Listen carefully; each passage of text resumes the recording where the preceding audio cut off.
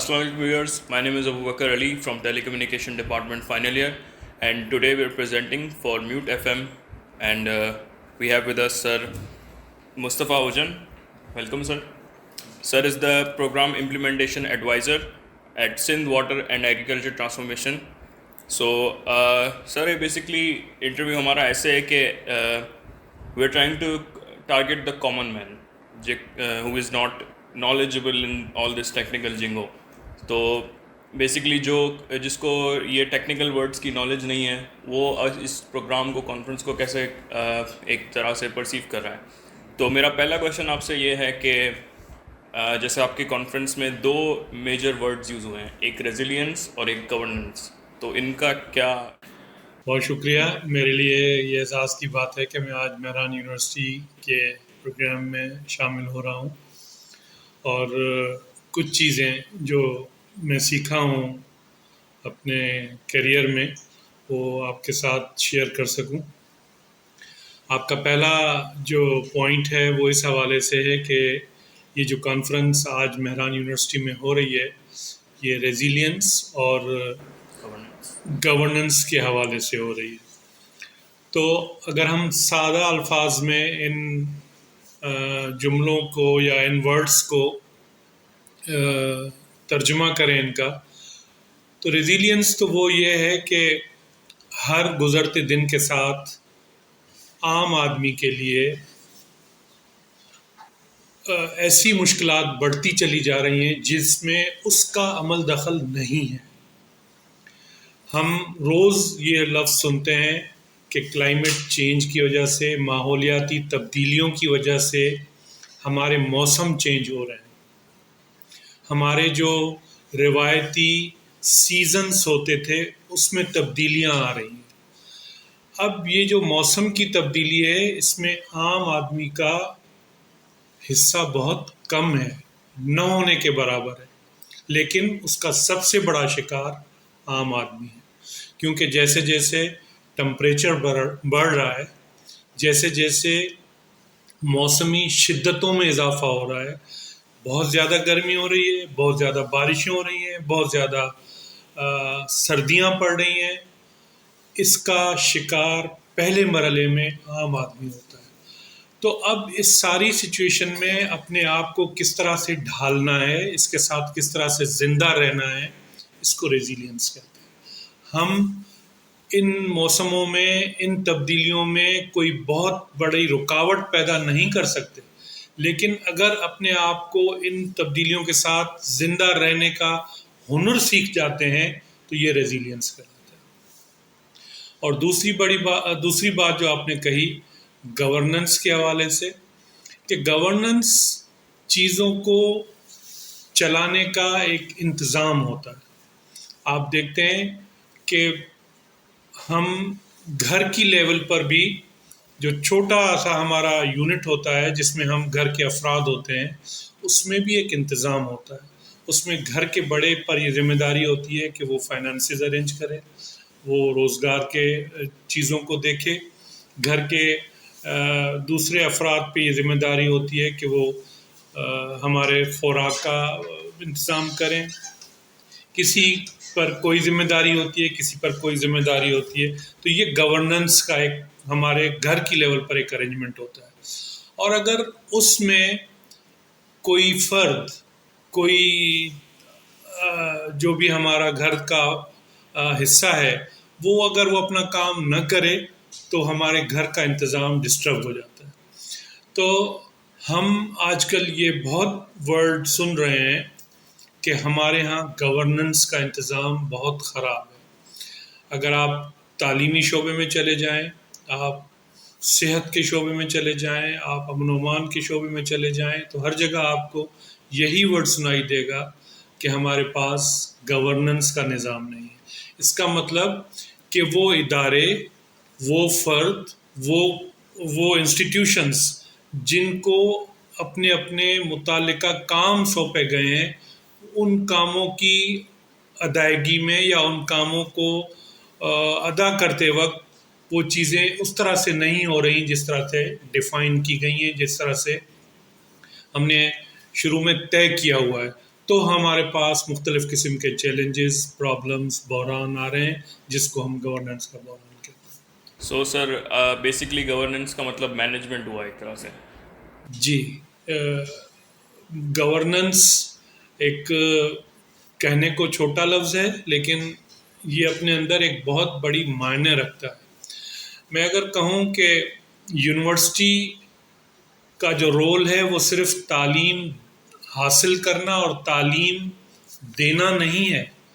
University اگر آپ institution کو دیکھیں تو یہ ایک پورا ایک طرح سے یوں سمجھ لیں کہ ایک کمپلیکس ادارہ ہے۔ اس میں بہت سارے لوگ، ہم اسٹوڈنٹس، یہاں جو اسٹوڈنٹس پڑھتے ہیں ان کی تعلیمی سہولیات کو بہتر بنانے میں اپنا رول پلے کرتے ہیں۔ ہمارا بس کا جو پوائنٹ کا ڈرائیور ہے، اگر وہ کسی دن نہ آئے تو آپ سمجھ سکتے ہیں کہ کتنے اسٹوڈنٹس کا نقصان ہو سکتا ہے۔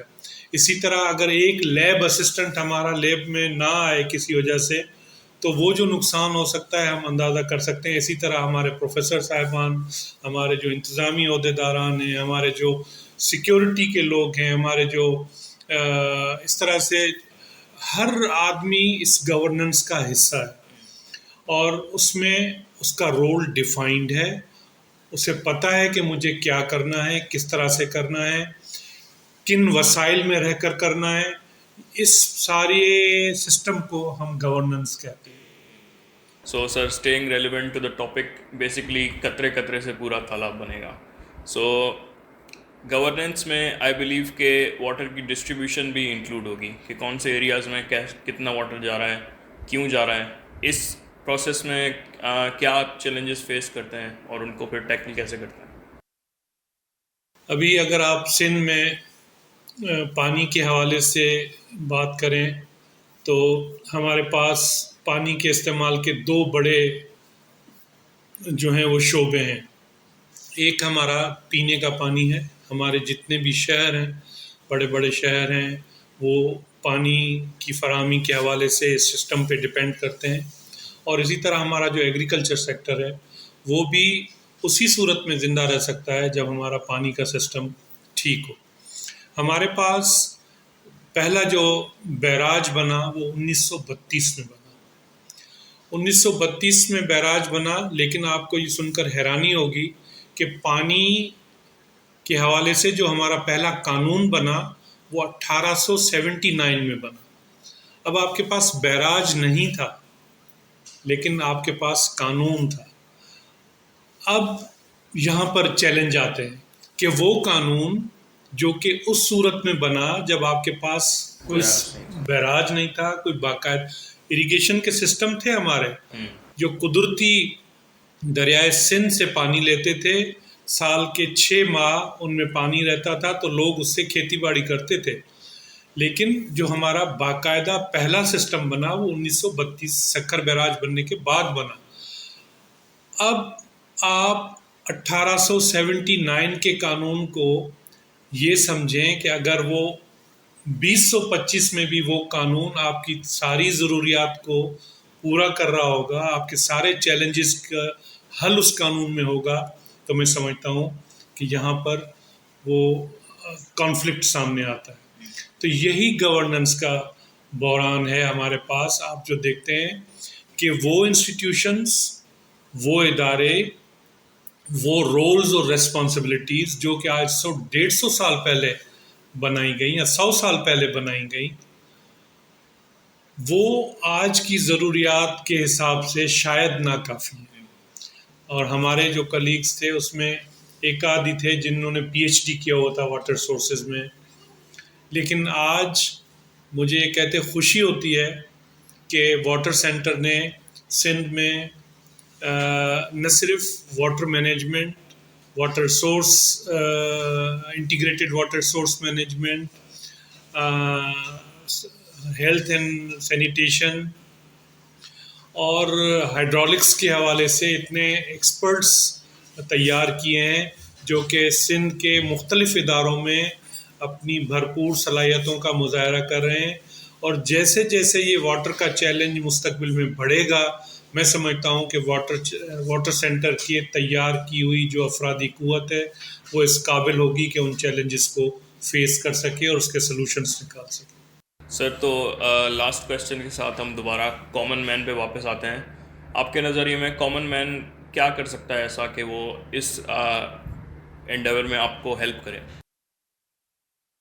کامن مین کی جو سب سے بڑی ذمہ داری ہے، ہمیں ان چیزوں کو سیکھنا پڑے گا کہ ہم اس کلائمیٹ چینج کے اثرات سے اپنے آپ کو، اپنے علاقوں کو اور اپنے ایگریکلچرل کا جو فیلڈز ہیں اس کو بچا سکیں. اور اس کی سب سے بڑی جو میرا خیال ہے اس کی صورت ہے وہ یہ ہے کہ ہمیں وہ فیلڈز سیکھنی پڑیں گی جو کہ نئے زمانے کی فیلڈز ہیں. ہمیں اگر میں ایک کاشتکار ہوں تو مجھے وہ طریقے سیکھنے پڑیں گے اور استعمال کرنے پڑیں گے جس سے پانی کی کم بچت ہو. ہمیں ان فصلوں سے اپنے آپ کو آہستہ آہستہ دور کرنا ہوگا جو زیادہ پانی لیتی ہیں، جو ماحول کے لیے ماحول دوست نہیں ہیں، اور ہمیں ان فصلوں کو آہستہ آہستہ اڈاپٹ کرنا ہوگا، اس کی طرف جانا ہوگا جو کہ ماحول دوست ہیں. اور ہمارا پانی کا جو وسیلہ ہے سب سے بڑا اہم ترین، اس کو کم سے کم استعمال کرنے والی فصلوں کو ہمیں اڈاپٹ کرنا ہوگا، اپنے علاقوں میں اگانا ہوگا. آئی بلیو کہ جیسے آپ نے بولا کہ ہر کوئی جیسا ایک کامن مین ہے وہ بہت ہی چھوٹا پارٹ ہے اس میں کنٹریبیوٹ کرنے کا، بٹ افیکٹڈ سب سے زیادہ وہی ہے. تو آئی تھنک ہم سب کو یہی کرنا چاہیے کہ ہر کوئی ایون چھوٹا بٹ اپنا پارٹ جب پورا کرے گا تو ہم اس پہ ایک میجر امپیکٹ ڈال سکتے ہیں انشاءاللہ. بالکل. اور ہمیں نئی چیزوں کو سیکھنے کا ماحول بنانا پڑے گا اور وہ عادت ڈالنی پڑے گی. اگر ہم آج بھی 100 سال پرانے طریقوں سے کاشتکاری کریں گے تو نہ ہم اپنا ماحول بچا پائیں گے، نہ ہم اپنی زراعت بچا پائیں گے، نہ ہم اپنا پانی بچا پائیں گے. So sir, thank you for having us. So I believe کہ بیسک سمری یہی ہوگی کہ ہمیں اپ ٹو ڈیٹ رہنا چاہیے، اویئر رہنا چاہیے تاکہ ہم ماڈرن پرابلمس کو ماڈرن طریقوں سے ٹیکل کر سکیں. So this is Abu Bakar Ali signing off from Mute FM. اللہ حافظ.